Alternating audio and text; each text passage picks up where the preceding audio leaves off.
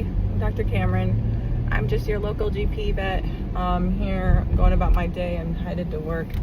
And I'm here to talk to you. So as far as today, the topics I want to talk about is, first off, just kind of talk about cancer. We all kind of understand cancer in like a big picture standpoint, but from like a GP standpoint, I'm going to simplify cancer just a little bit. So what is cancer? Cancer is when one cell forgets that the most important thing it serves is the entire body. So there are all these checks and balances in the body, and the immune system is supposed to be on the lookout for this one cell that's taking over or trying to take over the body. Some versions of cancer just start right at that one spot and just get bigger and bigger and bigger and turn into a mass. Some versions of cancer, that one cell spreads throughout the entire body, kind of all over everywhere. But it's the immune system and the body being centered that helps prevent cancer. Now, there's a little bit of time and there's a little bit of age component that as everyone, every dog, every animal, every cat gets older, their immune system gets weaker. Those checks and balances don't work as well. Their immune system can't fight as much. Something gives. Sometimes the thing that ends a pet's life is cancer. And from a big picture standpoint, what's happening is their immune system can no longer do those checks and balances. Their immune system is no longer fighting those little cells on a microscopic level anymore, and it can't handle it. As a GP vet, my job is to try to help my patients stay healthy. That's my job. That's what I am designed to do. I would rather my pets be healthy than for them to be sick. So doing an annual exam, an exam once a year, I look for signs. I look for signs that the immune system's not balanced. I look for signs of general sickness. And I look for early signs of cancer if I can find them. Some cancers you can't really detect early, but sometimes it's the owners feeling, their pets, they know their pets super well. They know what lumps and bumps pop up.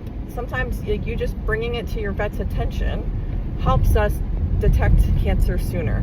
So if you're feeling your pet and you feel that little tiny bump and you're not sure if it's normal, it's so much better that you reach out to your vet or you bring it up at your annual exam. Maybe jot it down if you don't have time or money to come in just for that visit. If your annual's in like a month, if it's not getting bigger, jot it down for yourself so you remember. But show your vet. Show them, and we can look at it and we can kind of help you decide, is this a type of lump and bump that we need to address now, or is this a lump and bump that we can keep an eye on? And your general practice vet is going to help you decide that. They're going to help know, like they don't always know 100%, but they're going to help you make that decision for your pet. So if you're worried about your pet, if you're trying to prevent cancer, the things that you can do is continue your annual exams just once a year, bring up lump and bumps, or do annual blood work. There are signs that sometimes the body's out of balance. There are signs that we can keep an eye on. Keeping the body healthy can help us try to prevent cancer. Now, it's not a guarantee, right?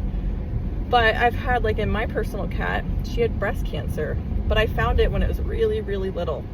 And so I was able to remove it, and I was able to cure her of her breast cancer, which is rare. That's really hard to do. There are other things that you can be doing for breast cancer in pets, and that's spaying your dogs earlier. Talk to your local vet about when they recommend spaying or neutering your dog. But spaying your animal if you're not going to breed them. So, as far as there's a reason that your GP vet has their opinion. There's a reason your GP vet recommends certain things. So if you're not sure, if you are just curious, you have a lump and bump on your pet, you want to get it checked out, please reach out to your local vet. And as a local vet, as a GP vet, remember that the owners that bring you that concern of like, oh, this is a little bump, is it important? It's good to pause and just acknowledge that, thank you for bringing this to my attention so early. You could have just saved your animal's life. But sometimes it's normal. Sometimes it's not something that's a big concern. But I'd rather have my owners tell me when things are about to not quite right to them, then that way I can help meet them in the middle and help figure out, is this a problem? Do we need to address it? Because in the body, those checks and balances are really important to not let that one cell take over the whole body. It's important that the immune system is healthy, that the body is balanced. keeping other disease processes at bay helps prevent that. And so please reach out to your local vet, reach out to your general practice vet. I know in tough times it is really easy to put general practice aside. It is really easy to put preventative care medicine aside.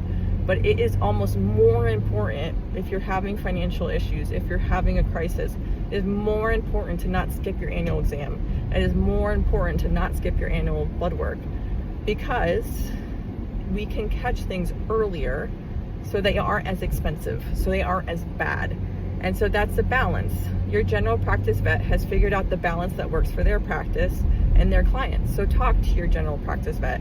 Talk and see what it is that you can do once a year, twice a year in some cases. If they have a medical issue, we need to be checking them more often. Talk to your local vet. They have a plan for their patients. And so please, I encourage all of my pet owners to reach out to your general practice vet. Make sure you're keeping up with those once a year visits. And I encourage all my vet friends and vet medicine friends, if you have that owner that's bringing in a dog for a mass, definitely take their concerns seriously, because that little mass, if it is like something concerning, it's better to kind of get it earlier than later. And so that's it. That's Dr. Cameron. I'm here to talk to you about cancer from a general practice vet's perspective. I, of course, am not oncology. I, of course, am not treating those big cancers, but I'm the first person that helps catch it. I'm the first person that helps sometimes owners realize it's going on. So I hope you guys all have a great day. And remember, those checks and balances in the body are the most important. Keep the immune system healthy just day to day is the best way that you can help prevent cancer. Thanks.